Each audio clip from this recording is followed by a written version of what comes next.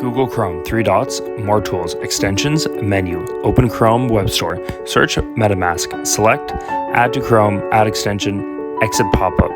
Get started, create a wallet. No thanks or agree. Set password. This is important to remember your seed phrase and keep it safe because this is like an extra powerful password that if somebody gets their hands on, they can access everything in your digital wallet. So keep it safe.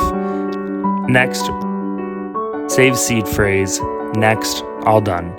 Go to numbersforthings.com, connect wallet, MetaMask, next, connect, scroll down, click link with the weird numbers, scroll down, smash that button with the fox, blindly approve, and switch networks. Go back to numbersforthings.com, click mint. Super nice person made it free for first minting. Blindly trust them and sign.